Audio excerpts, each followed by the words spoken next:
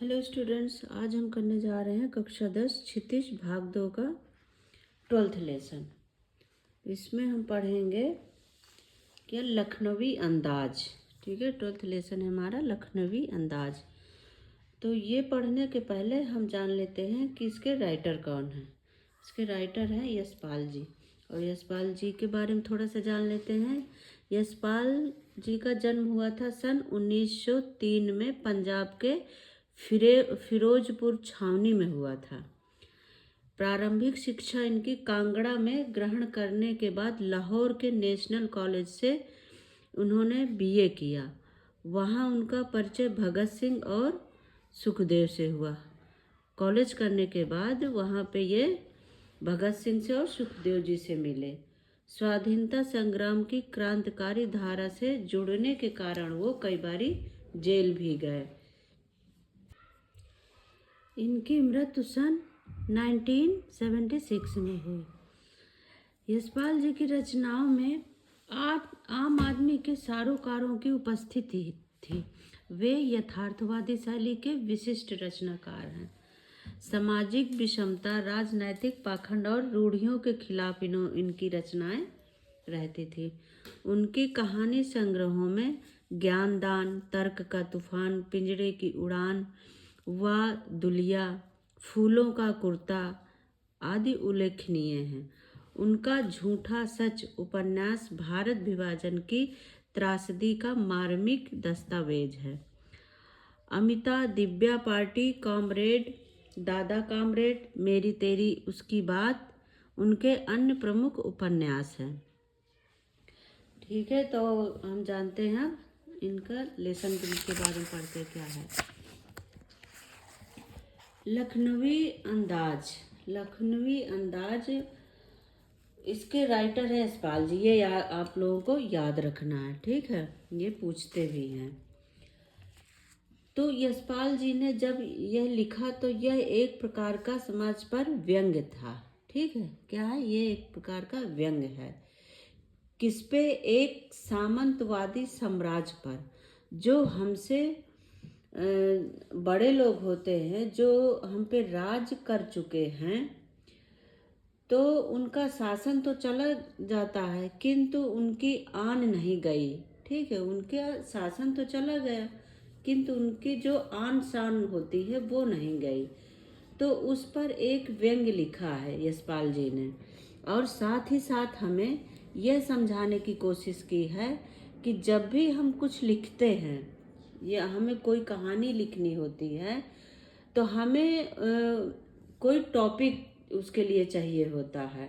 लेकिन जब हम इस कहानी को पढ़ेंगे तो उसके लिए हमें ऐसा कुछ भी नहीं चाहिए। उसके लिए हमें ऐसी किसी भी चीज़ की ज़रूरत नहीं पड़ी कि हमें कोई टॉपिक की रिक्वायरमेंट हो। यह लिखा उन्होंने, बस ये एक कहानी लिख गई, एक मूवमेंट था कि यह लिख गया।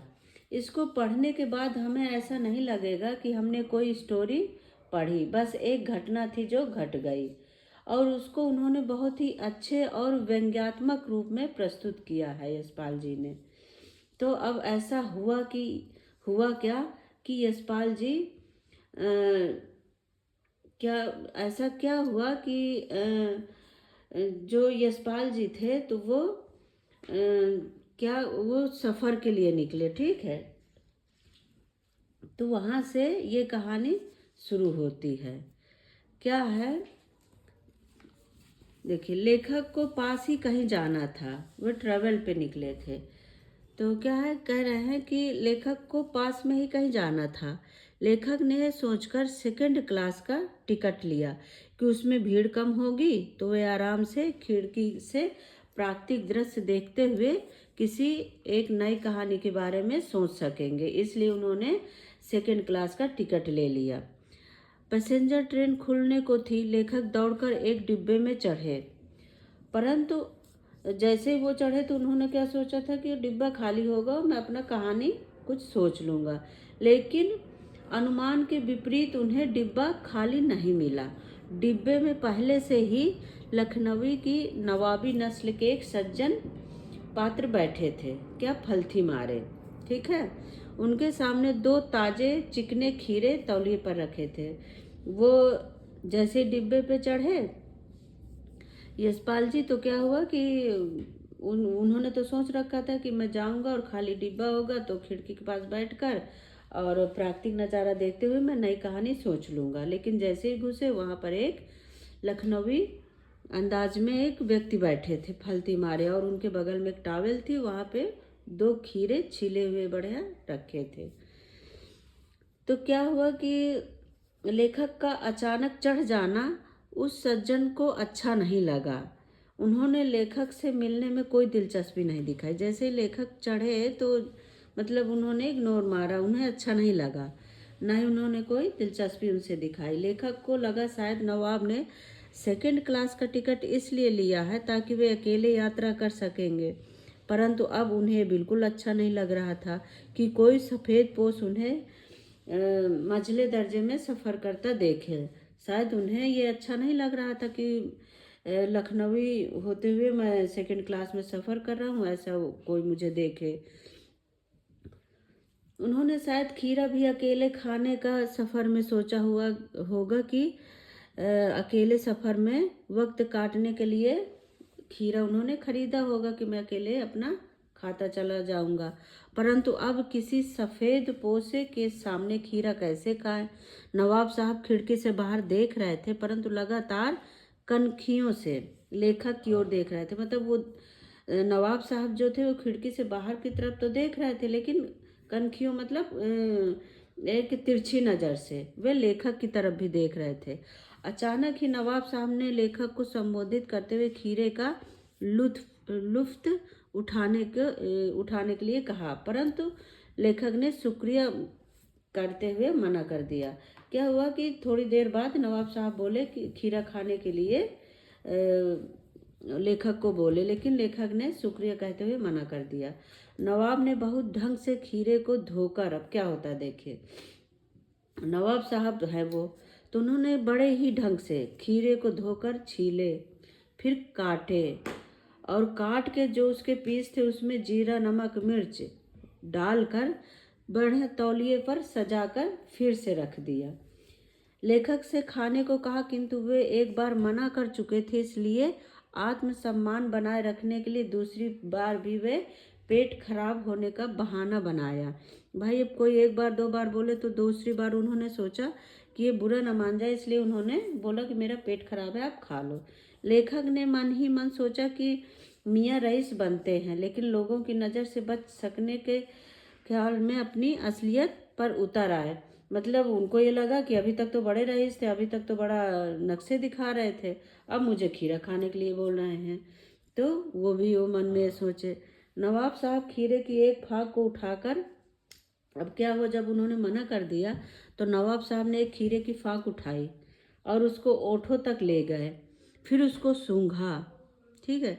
खीरे की स्वाद का आनंद में उनके पलके मूंद गई। उन्होंने मतलब आंख बंद करके और खीरे को सुगंध लिया, उसको सूंघा, और जब सूंघा तो उनके मुंह में पानी भर आया। भाई एक लालच सा आ गया तो मुंह में पानी भर गया, तो उसका घूंट गले से उतर गया, वो घूंट अंदर ले लिया।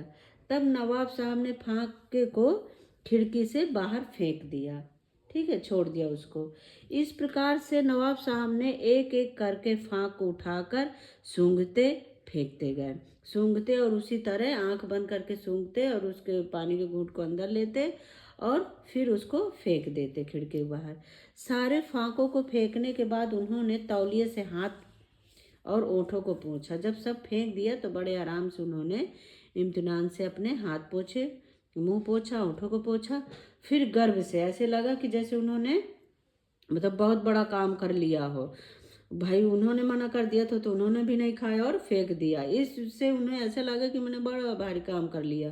तो फिर बड़े गर्व से लेखक की ओर देखा और इस नायब इस्तेमाल से थक कर, मतलब इस तरह से थक कर लेट गए कि ऐसे लगा कि जैसे वो बड़ा भारी काम करके आए हैं। लेखक ने सोचा कि खीरा इस्तेमाल करने से क्या पेट भर सकता है? तभी नवाब साहब ने डकार ले ली। लेखक सोच रहे थे कि इन्होंने तो सिर्फ खीरे को सूंघा और इनका पेट भर गया। तभी नवाब साहब ने डकार ले ली और बोले खीरा होता है लजीज पर पेट पर बोझ डाल देता है। तो वो जैसे डकार ले लिया तो बोले खीरा तो अच्छा होता है पर पेट उससे बहुत भर जाता है, बोझ डाल देता है। यह सुनकर लेखक ने सोचा कि जब खीरे की गंध से पेट भर जाने की डकार आ जाती है तो बिना विचार घटना और पात्रों के इच्छा मात्र से नई कहानी बन सकती है। लेखक क्या सोचते हैं कि इन्होंने तो खीरा उठाया और सूंघा और खिड़की से फेंक दिया, इससे इनका पेट भर गया। तो जब ये खीरा सूंघने से इनका पेट भर जाएगा तो फिर मैं कहानी भी तो लिख सकता हूँ बिना किसी घटना विचार और पात्रों के। तो बस यही सोचते सोचते लेखक ने ये कहानी लिख डाली। तो आई होप बच्चों आप लोगों को ये बड़े अच्छे से समझ में आया होगा। इसमें व्यंग भी बहुत अच्छे अच्छे हैं, पढ़ने में मज़ा भी आता है इस कहानी को। कहीं समझ में ना आए तो आप कमेंट करके ज़रूर पूछें और लाइक और सब्सक्राइब करते रहें बच्चों। Thank you, bye bye.